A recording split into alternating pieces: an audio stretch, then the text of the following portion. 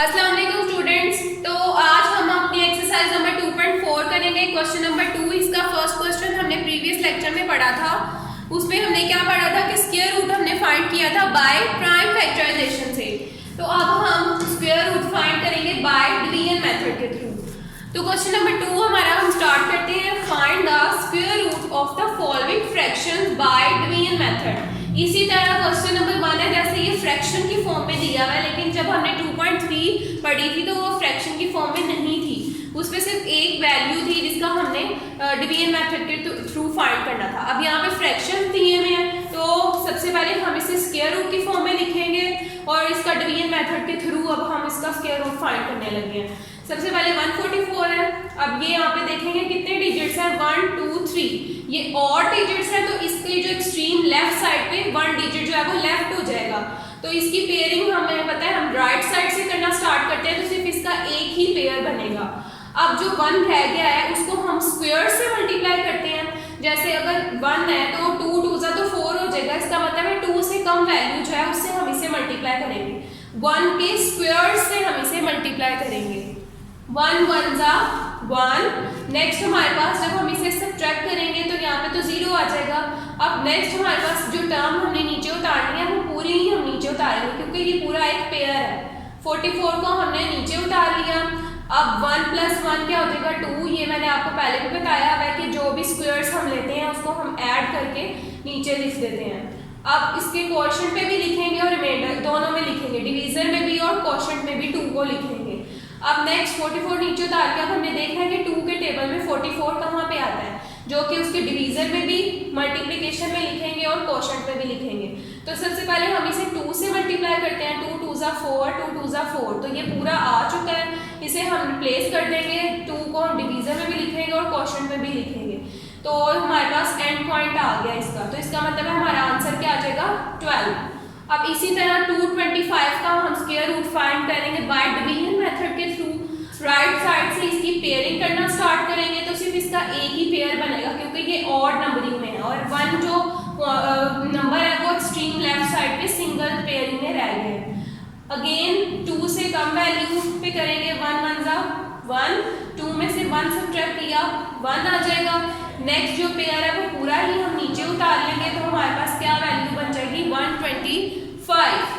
इसी तरह 1 + 1 जो भी डिवीजन और क्वोशिएंट में होगा उसे हम ऐड करके लिख देंगे। अब 2 को हमने डिवीजन और क्वोशिएंट के साथ इस तरह कोई ऐसी वैल्यू के साथ मल्टीप्लाई करवाना है कि ये पूरी इस वैल्यू पे आ जाए या इससे कम आ जाए। अब 5 से हम मल्टीप्लाई करवाएंगे, क्योंकि हमने लास्ट डिजिट जो है वो देखना होता है। अगर तो 5 है तो हम कोशिश करते हैं कि ये 5 से ही इसको मल्टीप्लाई करवाएं। 22 को हम 5 से मल्टीप्लाई करवाएंगे, डिवीजन में भी और क्वोशिएंट में भी। 5 5 = 25, 5 2 = 10।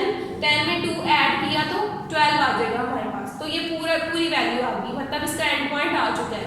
तो हमारे पास 5 डिवीजन क्वोशिएंट दोनों में आ गया। तो हमारा आंसर क्या आ जाएगा, 15। इसी तरह अब इसे रिप्लेस करेंगे। 144 की जगह 12 और स्क्वायर रूट 225 की जगह पे हम क्या लिख देंगे, 15। अब देखें इसकी कटिंग हो रही है। 3 4 = 12, 3 5 = 15। तो हमारे पास हमारा आंसर जो है वो फ्रैक्शन की फॉर्म में क्या आया है, 4/5। जी स्टूडेंट्स, तो अब हमारे पास हम क्वेश्चन नंबर 5 कर रहे हैं। ये हमारे पास क्वेश्चन जो है वो मिक्स फ्रैक्शन की फॉर्म में है। अब इससे प्रीवियस जो क्वेश्चन नंबर 1 जो हमने लेक्चर में किया था, इससे प्रीवियस लेक्चर में, उसमें हमने क्या किया था कि मिक्स फ्रैक्शन को हमने कैसे सॉल्व किया था। 64 को सबसे पहले हम 5 से मल्टीप्लाई करेंगे और जो भी वैल्यू हमारे पास आएगी उसमें हम 41 को ऐड कर देंगे। इसी तरह हमारे पास जो आंसर आया वो क्या है, 361 / 64। डिनोमिनेटर को एज इट इज हम लिख देंगे। अब इसका सबसे पहले वैसे ही हम करेंगे जैसे हमने पिछले क्वेश्चंस में किया था कि स्क्वायर रूट की फॉर्म में हम इसे लिखेंगे और दोनों का अलग अलग हमने स्क्वायर रूट कर लिया अपनी आसानी के लिए। तो इसका डिवीजन मेथड के थ्रू हम फाइंड करेंगे 361 का स्क्वायर रूट। अब राइट साइड से पेयरिंग स्टार्ट हमने करनी है, तो 61 का पेयर बन चुका है। अब जो ये ऑड नंबर था तो इसकी जो 1 डिजिट है वो एक्सट्रीम लेफ्ट साइड पे बाकी रह गया है। अब जो हमें पता है कि हम इस वैल्यू को स्क्वायर से मल्टीप्लाई करते हैं, या तो वो इसकी इक्वल आ जाए या इससे कम आ जाए। तो 3 है, अगर हम 2 से करना स्टार्ट करेंगे तो 2 2 = जाएगा जो कि 3 से ज़्यादा बड़ी वैल्यू है। तो हम 2 से कम डिजिट यूज़ करेंगे जो कि 1 है। 1 को उसके स्क्वायर से मल्टीप्लाई करेंगे, 1 1 जा 1, 3 में से 1 सब्ट्रैक्ट किया तो हमारे पास क्या आ जाएगा 2। अब जो नेक्स्ट इसकी पेयरिंग है वो इसी तरह एज इट इज़ हम नीचे उतार लेंगे 2 के साथ, तो ये क्या वैल्यू बन जाएगी हमारे पास 261। अब हमें पता है कि जो भी ये वैल्यू यहाँ पे आती है हम उसे ऐड करके इधर लिखते हैं, 1 + 1 हमारे पास क्या आ जाएगा 2।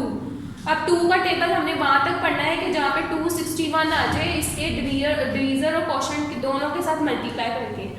तो हाँ लास्ट डिजिट जो है वो, अब जैसे मैंने आपको पहले बताया था अगर 5 है तो 5 अपने टेबल में ही आता है, तो इसीलिए हमने ज़्यादा बेहतर समझा कि उसे 5 से ही मल्टीप्लाई करें। अब यहाँ पे 2 को हम ऐसी वैल्यू के साथ मल्टीप्लाई करेंगे जहाँ पे लास्ट में 1 आता हो, तो हमारी आसानी के लिए हम सोचते हैं कि या तो 7 3 जा 21 होता है तो वो लास्ट पे 1 आता है, या 9 9 जा 81 होगा तो उसके लास्ट पे भी 1 आएगा।